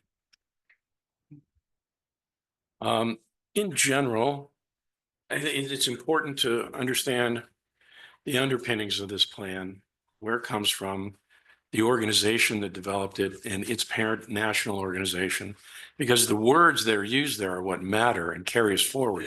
What's written here, it's like land law. What's written here is gonna outlast us on this governing body. It's gonna outlast other people. And what's going to be left for people in the future is to look back at these words. And so the words really matter. That's all we have. And these are the words from Main Street and this plan's quote, using Main Street approach to downtown revitalization. So I just need to think about that. Revitalization, Corrales is not a defunct downtown that suffered a demise. We're not looking to be reborn from anything. It was never a booming downtown. This is not the correct tool for Corrales. Using development of, this is a quote, using development of economic transformation strategies. This is a fundamental tenet of National Main Street Program and its state and local entities. Transformation strategies. What is transformation? Look it up, use whatever dictionary you want. Use your kids or your grandkids' school dictionary, go online at the Oxford, doesn't matter. You're going to find that it means a thorough or dramatic change, a metamorphosis. That definition is at the core of all the Main Street documents. This is not what Corrales needs. It's not what Carolinos want. We're not looking, while we have areas to improve, I think we all agree on that. And are there opportunities? Of course there are. But we don't need a process where the stated primary goal at all levels is to alter drastically what we have. Those are the words. Another quote, programs and projects identified have the support of the Village of Corrales. So I understand your inclusion of that statement in this plan.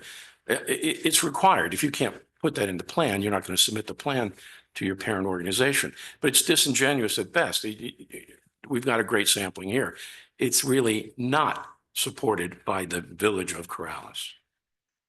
So the next one is on page 10, quote, growth is inevitable and desirable, unquote, goes on from that. Growth is inevitable and desirable. So this is a common fallacy in economics. It applies really well to our small village. Growth is not required to sustain economic growth. It's not required to sustain a community. And its desirability is clearly not widely shared.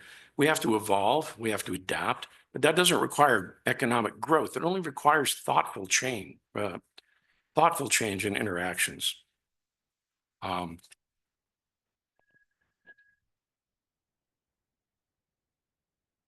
Reorganized, sorry about that.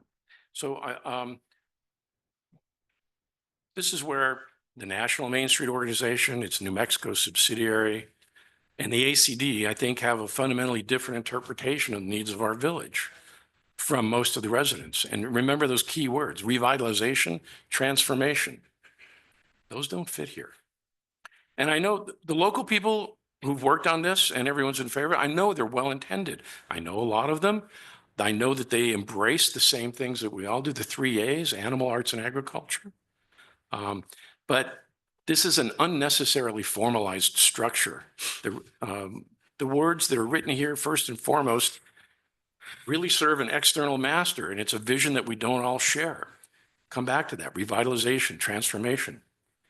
It's presented as an offering for the future that's generated from the bottom up, but it's not. It's the direct result of a top-down vision, an overbearing template, and it's filled in with local details. It really doesn't have a place here in Corrales.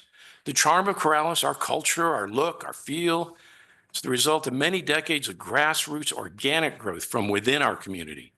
Formulas to reproduce and expand this are almost as superficial as AI-generated art, and they're just as undesirable.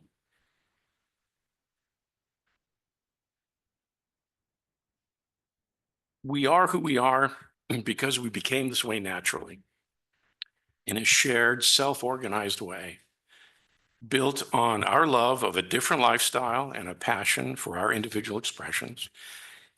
And we didn't become this way because we followed the priorities from a national and state tool that solves a problem that most of us don't think we have. So I'll vote accordingly, and I ask that other councilors do so as well. You have querencia.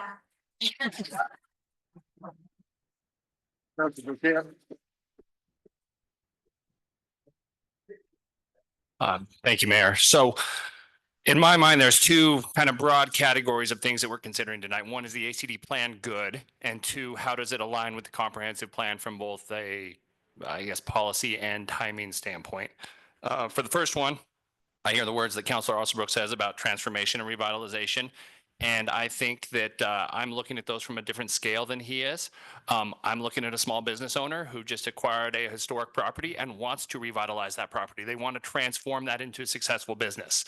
That does not mean we have to transform an entire village. It means we are getting tools to a business owner that can transform their world, their income, their family, their future into something better, which everyone in this room has had the opportunity to do. And those tools are available, but to get access to those tools, the ACD is a step in that process for specific ones. There's other tools that you could probably get without the ACD, but the ACD is a pathway to get some of those tools.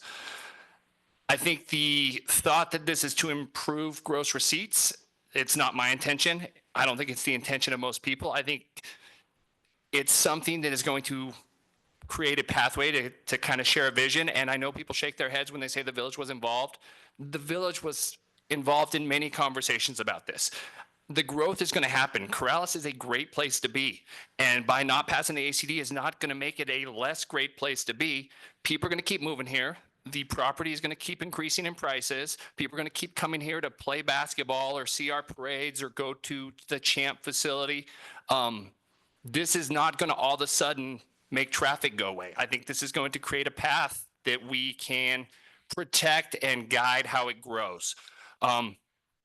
And the support, when we addressed this the first time, I mean, it was maybe 6 months ago, the emails I got in favor versus against were about 2 to 1. I've gotten a lot more against now, but they are from about 5 people that just send a lot of emails. But the number of individual people in support are more. My conversations, it's probably 3 or 4 to 1 people that want the things that are going to guide the growth of this village. The second category is, does it align with the comprehensive plan? Should we do it before the comprehensive plan? And we've spoken about this. We pushed it back 2 months ago.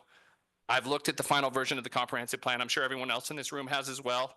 Several people have called out specifically goal 3.6, which I think is interesting that that's the one that they called out because it is literally the only goal that specifically acknowledges the ACD as part of that goal.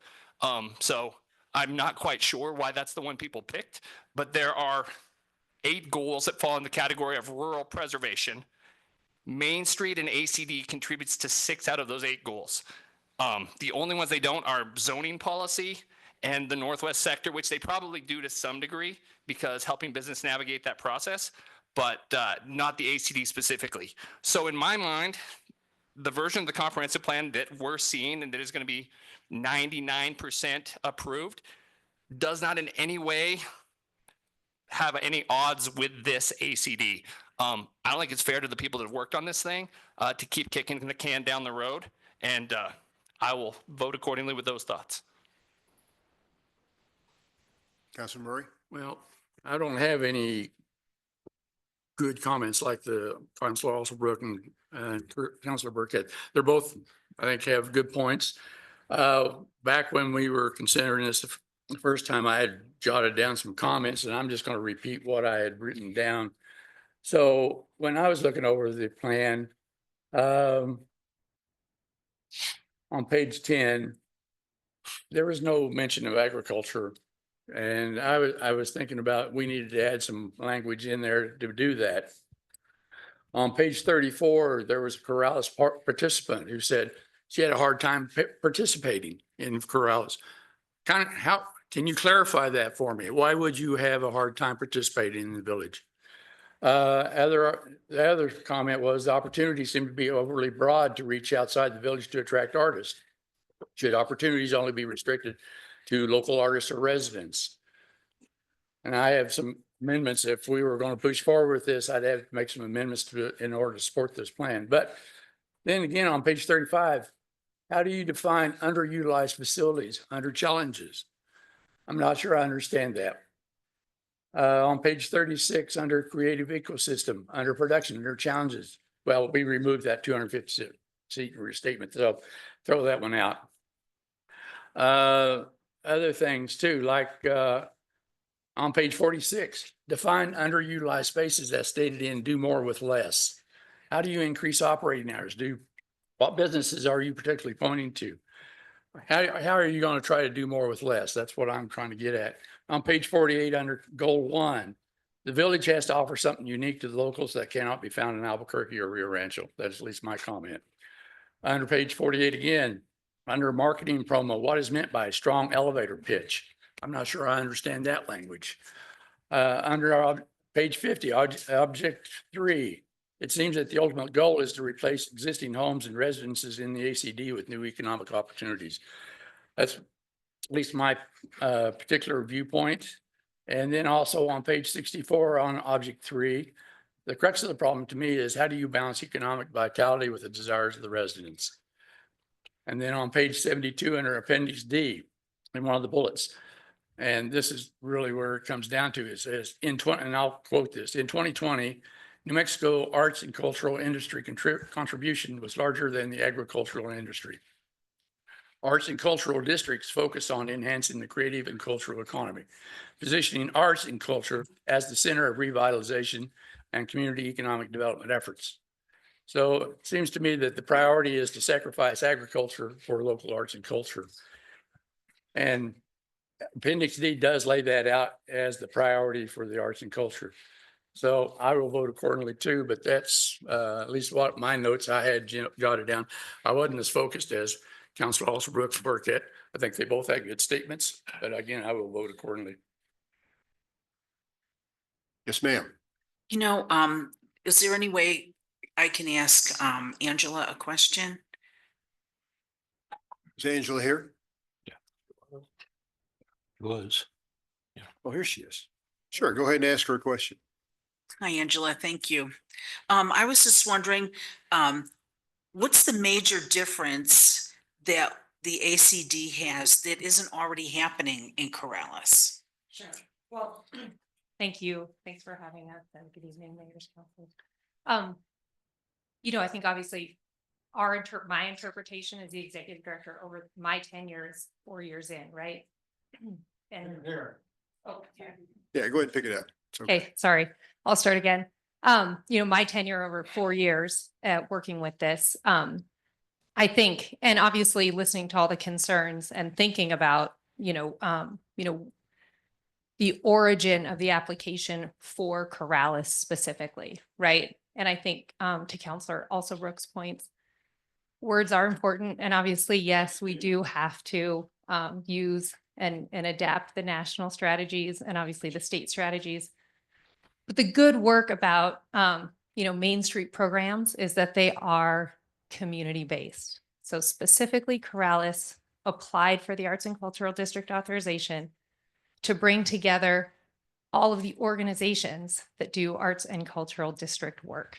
And I think when you look at the plan, of course, there are things that could be questionable or deserve answers. But many things fit in the creative economy, and agriculture is definitely one of them. And so for me, and I've thought about this a lot, what would change if we did or didn't have it? Everything that goes on now will continue to go on in the same way with or without it. One of the main obvious benefits would be double historic tax credits for building owners within the compound district should they decide to apply. So an example of revitalization would be that, right? Okay, I can apply for a dual historic tax credit. I can use that money to make improvements. And I'm speaking, theoretically. We could get the Arts and Cultural District authorization and not probably notice it, right? It could be something that at some point it's referenced or utilized, but it's also something that isn't necessarily going to change anything, if that makes sense. Like the events, Viva Corrales is a perfect example. The events under Viva Corrales have occurred for many years. And now that it's a signature event as part of the Arts and Cultural District authorization process, we're able to support those events, promote them, ensure that our residents know what exists here. And that's the true reason for the application. Does that make sense? Yes. Yes. So it's like nothing is going to dramatically change because of the authorization. It is something that could be a reference, could be a tool, but isn't going to immediately institute massive change. And I think, Can we not have so much talking, please? I'm trying to listen to her. Thank you. thanks. Also to Counselor Brooks' point, the context also matters a lot, right? And so, yes, there are very specific things. And so economic transformation strategy is something that can be updated as it was in our strategic plan. And so transformation for Corrales is also very specific. We have specific transformation strategies that don't take the definition of transformation and mean massive change. They mean in this specific context, how are we going to use an ETS to assist our business owners and our organizations? And so, and I also want to address Councilor Murray's question about the agriculture. So in all this time working with Bonnie and Al in the growers market, that's agriculture, correct, right? And it's also economic vitality. And so it's both, and it's in the ACD, and it's a big part of what we've been able to support. So I hope that gives a little bit of clarity to that question as well, because it in no way replaces it.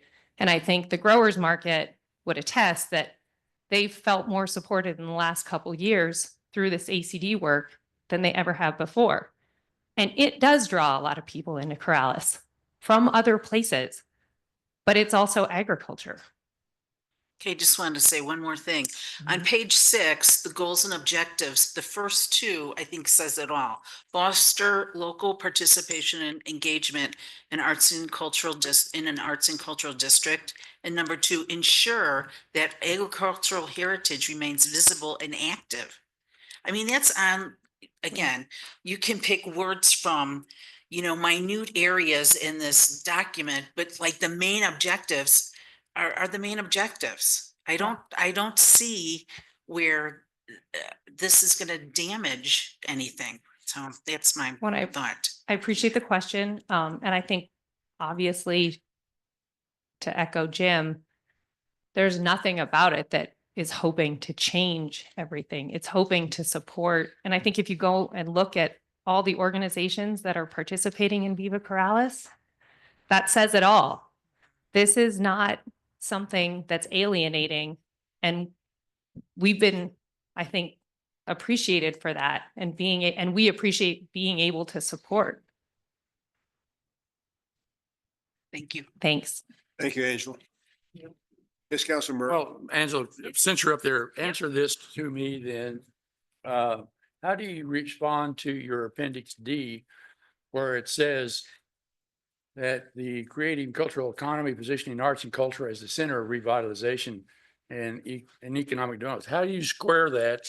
Because you're saying arts and culture has exceeded what the agricultural industry has done. How do you square that and say, well, they're just as important, but arts and culture may be more important? I just want to make sure I'm understanding your question right. So you're asking, does one have more importance than another under the words arts and culture? Well, under your Appendix D, it says New Mexico arts and cultural industry contribution was larger than the agricultural industry. Arts and cultural districts focus on enhancing the creative and cultural economy, positioning arts and culture as the center of revitalization and community economic development efforts. It seems like you've left out agriculture altogether. It seems like the focus now is on arts and culture. Well, to me, and this is the, That's not in the current one. Yeah. Well, it was in the Appendix D that I pulled down. This was January 25th. Okay, so I think that's the first sentence you said. Don't say the second sentence. okay, that's, Jim is saying that that's for the state, not for Corrales. But what I was going to say is agriculture is it at the root of the culture here. And Yeah. so It's absolutely part of it and would never be left out. And I would say again, I think our work shows that.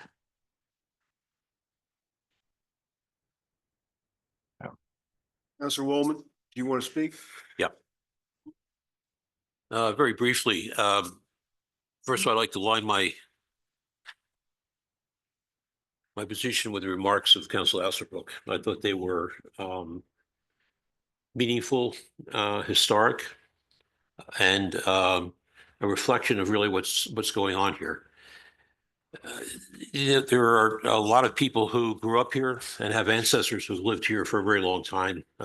Speaking with someone in the audience whose family has been here since, I think she said 1670 or so.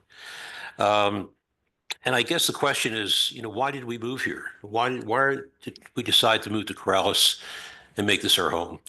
Many of us received a letter from one of our speakers tonight who indicated that we are in the midst of a metropolitan area with 1 million people, that there are a lot of facilities and artistic venues that no other main street in the state has. It's not in Tucumcari, not in Raton. Those are areas where they had to revitalize movie theaters to bring the downtowns back again. Well, we don't have that, and we don't need that. Our downtown is very different. It is more of a rural community with businesses that happen to be here. Last several years, a number of businesses have opened up that have brought in an awful lot of people from out of town. Some good, some bad. It's increased our GRT. I'm not sure we need a lot more GRT to do what we want to do. We're doing pretty well. And I think that if we want to revitalize businesses, we work with the businesses that are here. We try to make them better and more supportive. If a business goes out, we look for a business to come in rather than necessarily expanding. We don't have a lot of room to expand at Corrales Road.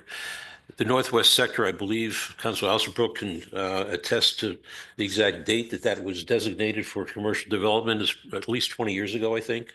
And there hasn't been one site that's been developed there for commercial operation. So I think that, not to say that we should stand on our laurels, but we have a pretty good thing going here. And I'm afraid that with additional traffic and venues, we're going to be in trouble in the future. I have to say that I think that Main Street currently, Corrales Main Street is doing an excellent job with a lot of the venues that they put on, whether it's Viva Corrales or participating in support of the Harvest Festival. I'd like to see a little bit more done with the Top Form Arena and those kinds of things, but there are potential here that Main Street can work with without necessarily aligning itself with a state-run program that may not fit here. So thank you. Okay. Did one of you guys raise their hand, John? No, I may have been pointing to the screen. Oh, yes, Rick. For Councilor Is Miera. Miera still there? I am. You want to make a comment? Yes, sir. Thank you, Mr. Mayor. Members of the community, accepting this tonight will not secure that this plan nor is going to work, nor will it work in conjunction with the unknown comprehensive plan. I was very pleased when the new ACD plan did away with the 250-seat center. I thought that showed that they were listening to what came about as the most important piece of this legislation. And I say that word legislation in parentheses because I'm going to get to that in just a second. Understand that the ACD is only a suggestion of what this plan could be. Most unfortunately, or fortunately, all the decisions must pass the village planning and zoning and then the council, piece by piece. I worry about moving this forward tonight before the comprehensive plan is adopted. It's bad timing for both the comprehensive plan and ACD. I don't think we're gonna put ourselves, both of those in jeopardy, one with the other, until we have the completed comprehensive plan, for fear that it may indeed run afoul of what this plan plans to do, intends to do for the good of the Corrales. Thank you. Okay. You ready for a vote? Councilor Murray, No. Councilor Burkett, Yes. Councilor Alsabrook, No. Councilor Knight, Yes. Councilor Woolman, No. Councilor Miera. No. So that's 4-2 in division. Settle down, settle down. Come on. So the ACD fails. All right. Thank you, guys. You know, some of your comments were out of this world. I mean, John, I thought you did an extremely good job. Yeah. Thank you very much. Kathleen, I appreciate that. we need to talk to her. New business. Consideration action approval of resolution 26-07, acceptance and approval. Excuse me, can we please have the audience? quiet down? Approval of the fiscal year 2024 audit. Is Yes. Josh here? Yep. Oh, hey. Oh, is that for us to read? I hope there's pictures. And there will be a test. I liked your executive summary much better. Yeah, You'd like one? thank you. No, I'd like to have it. Good to see you again. Thank you. These guys were very easy to work with. Thank We you, think sir. they did a very good job. They give me nightmares, and that's the opposite effect. So there'll be a report due by the end of the week, or you can listen to what Josh has to say.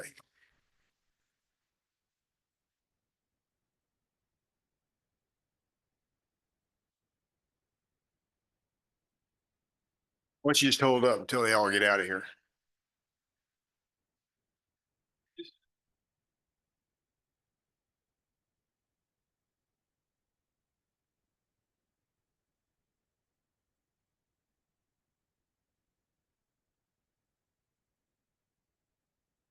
The interest level in yours is very, very low, it looks like.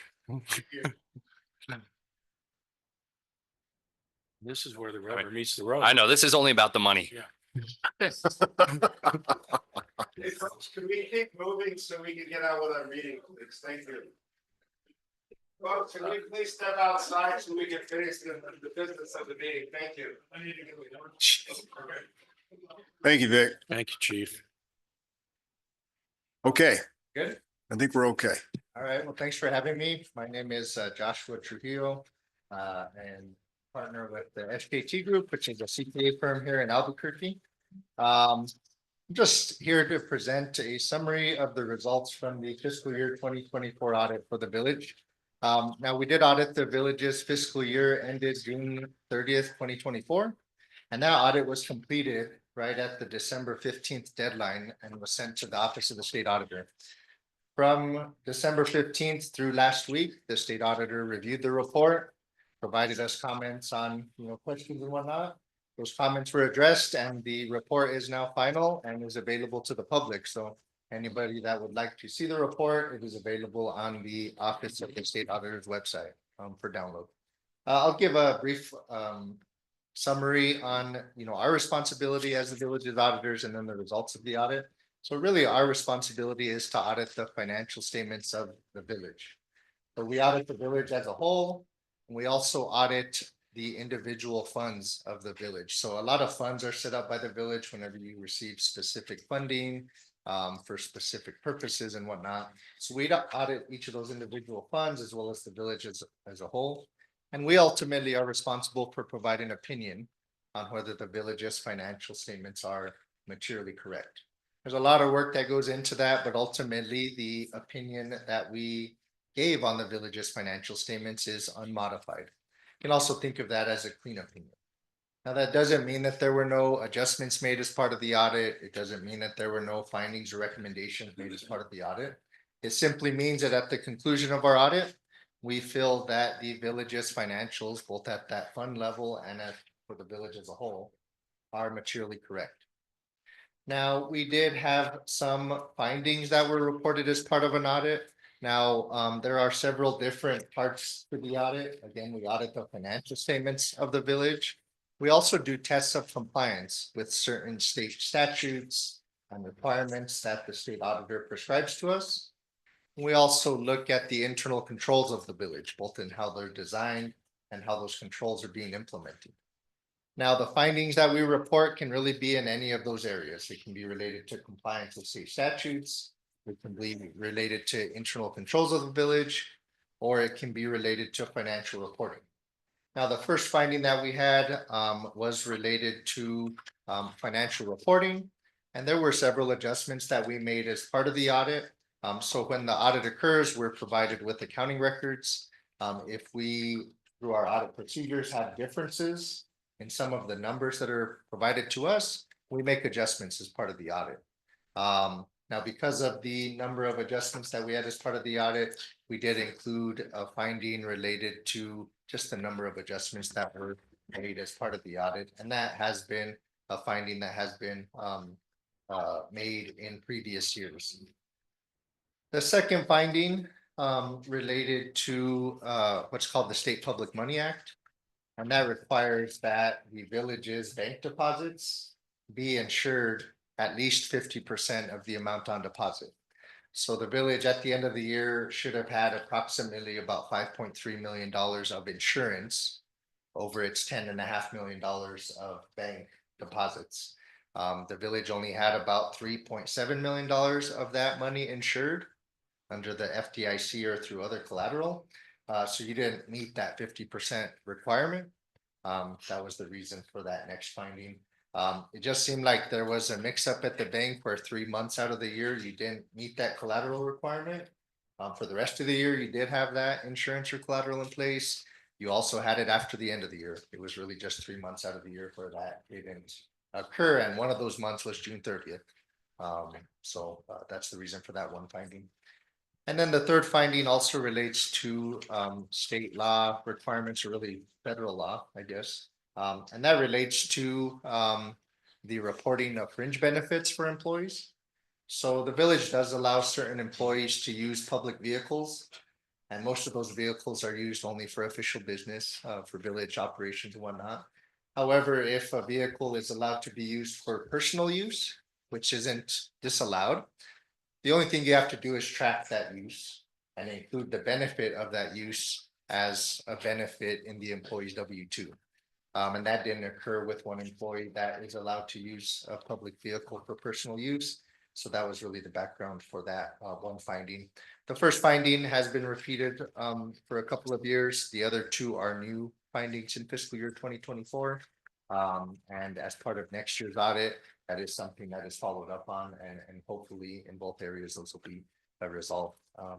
So that's really a summary of the audit. Again, an unmodified opinion on the financials of the village. You know, those three findings that, you know, two of them relate to compliance and the other related to financial reporting. The audit was submitted on time again this year, which it has been for the last 3 years. So if there are any questions, I'd be happy to answer them for you right now. So thanks for having me. Councilor Woolman. Yeah, thank you, Josh. This is comprehensive and terrific, but I do have a couple specific questions. Can you explain what the tri-party group is? Is that FDIC, Wells Fargo, and the village? It is. Well, so Wells Fargo is entering into an agreement with the village to obtain collateral from other places. So they can buy government securities to pledge on behalf of the village.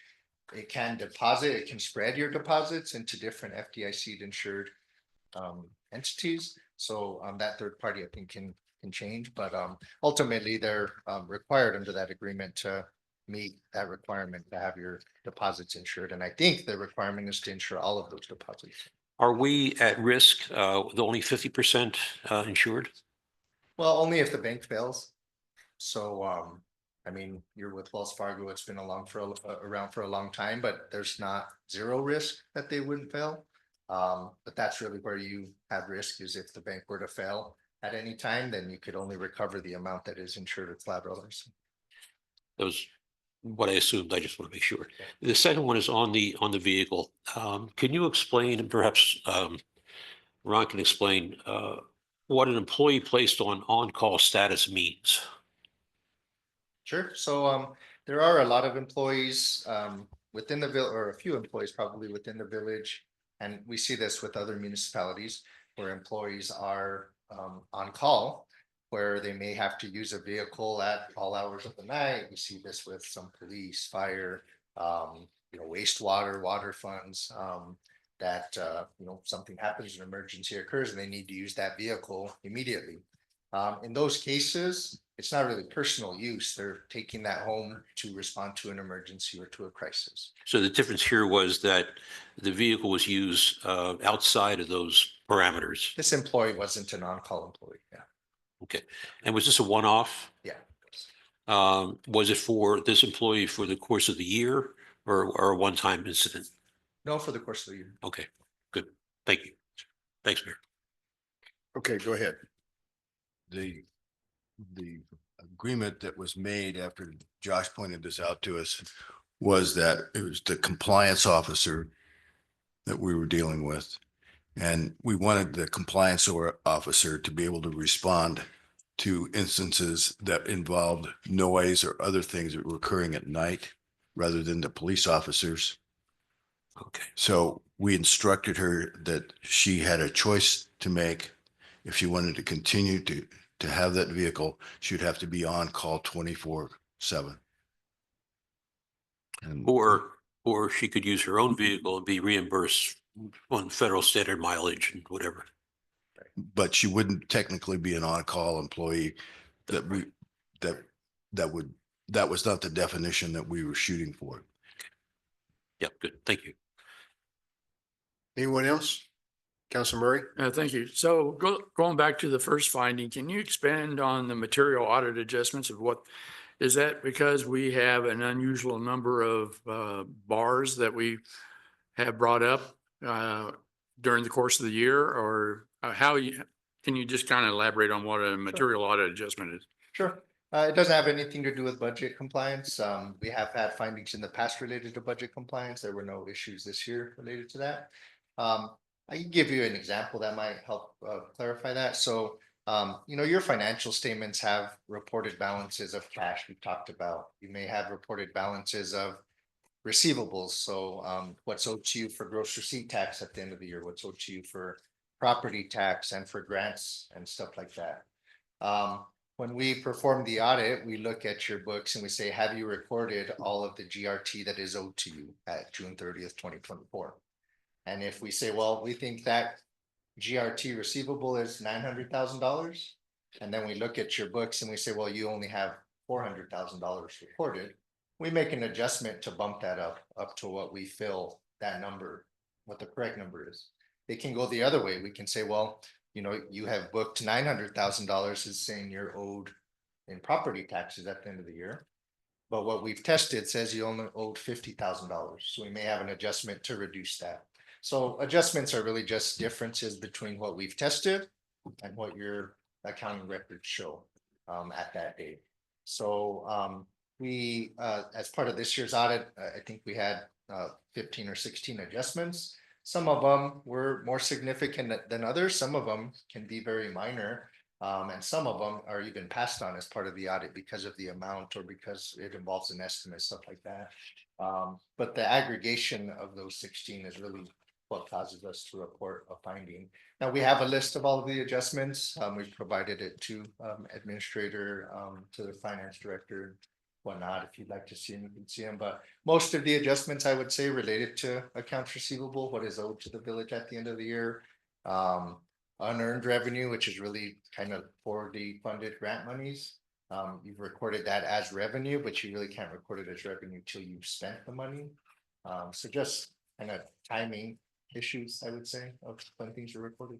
Okay, so follow up on Councilor Oldman's comment about the public use of a vehicle. If a person is on call 24/7, they use that vehicle to respond to a whatever event it may be. And they say, oh, I need to go gas the car up. And so they go do that. Can they also at the same time do it for personal uses? I mean, could they, combine, or do they have to identify the difference between the personal and the on-call? I mean, you would hope so, yeah. They should separate the personal and on-call use. Just because they're an on-call employee doesn't mean that they're authorized to use the vehicle for personal use. What it means is that if you're using the vehicle to get from home to work, that's not personal use. I think in a lot of instances, and I think in this instance, it was the fact that the employee was using the vehicle to go from home to work and back and forth, and that wasn't really official business. So I know this has nothing to do with the village. I've noticed that like AFR in Albuquerque, their fire trucks, they sometimes pull up to the grocery store and all the guys pile out and they go shopping for probably for the fire station. But I would suspect also personal purchases during that time. I mean, that's okay. I mean, I'm just hypothetical. I would say, I mean, if it's being used for official business and you happen to buy a package for yourself, yeah, I don't think that would be questioned as part of the audit. Okay, thank you. Thank you, Ray. Just real quick question on the second finding about the collateral. So it says it only lapsed for 3 months. So it sounds like everything was cooking along fine and something glitched and then it got back right. So is there a way to keep the glitch from happening again? Did we have any clue?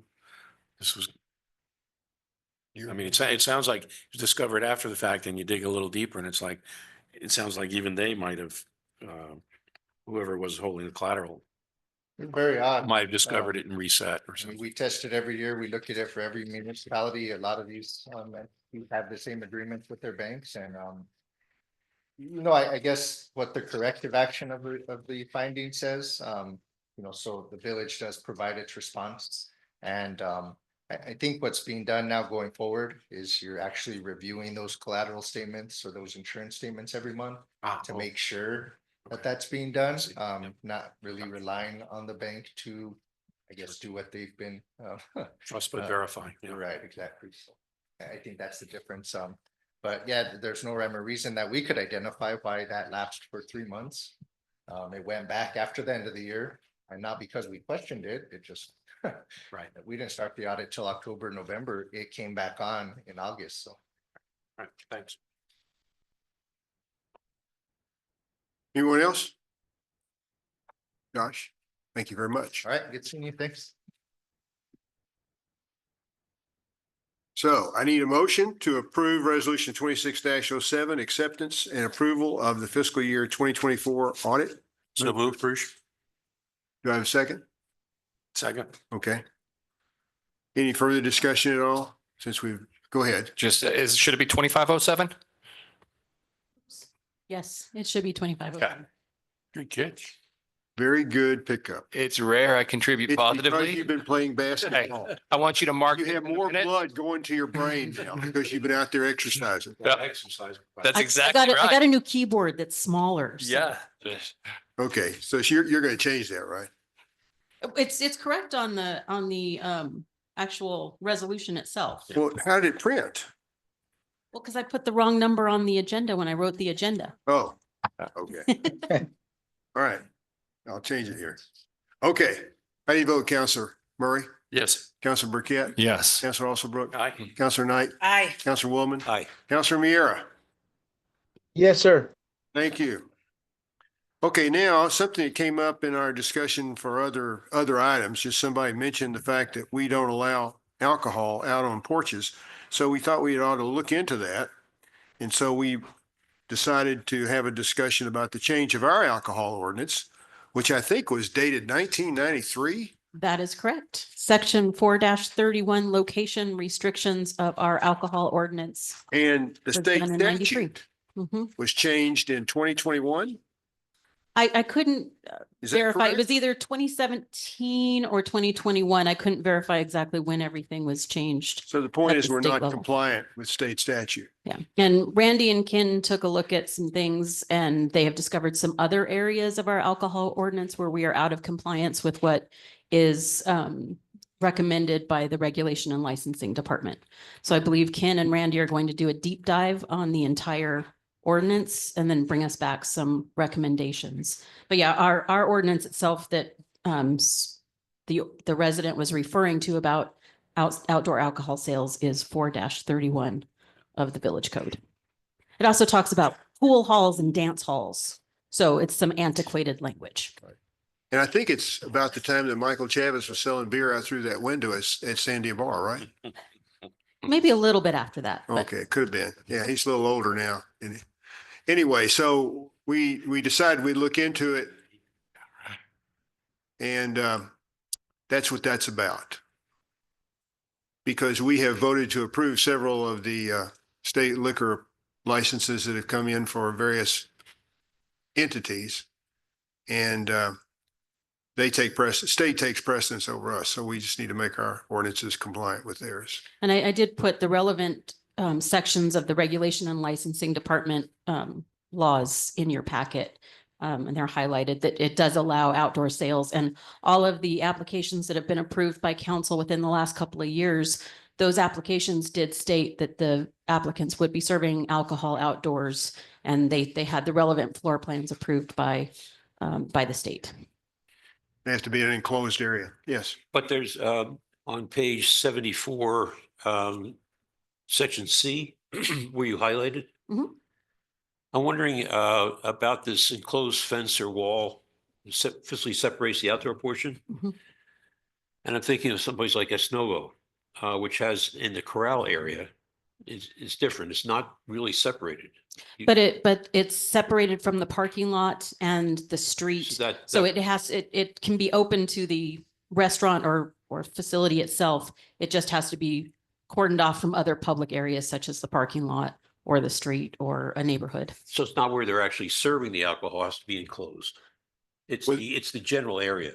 Well, they're serving alcohol in that large fenced in area. Right, but the area where they actually serve the alcohol from the bartender to the patron does not have to be enclosed separately. No, because the whole area is. The whole area is closed. closed. Yeah. Good, okay. And then they have a gate and they have signage everywhere that says, do not Right. carry your beer out and all this Yeah. kind of stuff. Yeah. Good, thank you. Okay. Well, we weren't going to do any action. We were just going to talk about it. And Ken and Randy are going to come up with some plan to deal with that. Mayor, Yes. will we, once we make our change, will we need to revisit those approvals at all? Or, we need? No, because they're actually, we just are, correct me if I'm mistaken, but we're just basically giving an approval of a state approval. Okay. Yeah, it has to go through approval at the state level first, and then council approves it, and then it goes back to the state for further approvals. Yeah. So It just says that we're okay with them doing this. And so they're quite fine ignoring this part of our code. I don't even the think they know we had doesn't it even- because they just assume that everybody's, Following. following the rules. Kind of like we do all the time. Right. Okay, so announcements for future agenda items. We have an appeal hearing on April 1st at 6 PM. That's going to be in here, correct? correct. And we have a town hall with our representative, Kathleen Cates, on April 5th at 3 o'clock, also here. Should be very interesting, and I suggest you all show up, and we'll have to put out a notice of a quorum or something like that, I guess. I can do that. And we do have a Zoom link already Oh, prepared so for we can that. watch it from home. Yeah, and it's on the website Yeah, already, so. you could have a cold beer while you're watching Representative Cates. And I know how Seward likes to sit down and have a cold beer. Yeah, but I've been abstaining here lately. Yeah, well, it's a good thing. Warm beers only now. And Representative Cates has also said we can put it up on our YouTube channel if people miss it. So Oh, we'll do that okay. as well. All right. Be a YouTube star. Okay. We're gonna have a liquor license hearing of transfer of ownership of Frontier Mart on April 8th. Well, that'll be at the meeting, right? That'll be part of the Yeah. regular meeting, yes. And then we have to consider the comprehensive plan review and discussion on April 22nd. But we can't, So because we it has can't to, vote because we need to give 15 days notice. correct, yeah, it has We to can be a sit and public talk hearing. about it. Yes, so the hope is that P and Z will send a letter of transmittal that will be approved at their meeting on April 16th. So that just hits the deadline for our agenda packet to get it to you all for the meeting on the 22nd. So it'll be the agenda or the comprehensive plan will be in the packet and up for discussion if there's anything that the council wishes to talk about that they have issues with or that they particularly like. And then the actual adoption will take place hopefully May 13th. Then we'll discuss, if we finish up with it, we'll discuss. If I- Yes, sir. If I could, there was discussion, Melanie, that the comprehensive plan might be available on April 13th, the completion. It's our, the document that Lori and Chris Allen and I spent 5 hours working on March 14th is up on the website. Oh, So it's on the village website under the comprehensive plan tab. It is also up on the public records request portal under trending topics. And all of the appendices are on both of those locations as well. So the entire document together with the appendices, I believe is about 178 pages. Now, is that, just for clarification, in our packet tonight, there was a long discussion at the planning and zoning meeting about the comprehensive plan Mhm. and how it's going to be transmittal, and Mhm.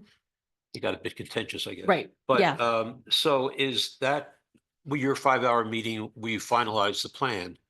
Is that subsequent to their meeting? So it happened before their meeting, but after the deadline for their packet. So they really didn't discuss didn't much. see It was my understanding at their March P and Z meeting. That's why the letter of transmittal will come after their April meeting.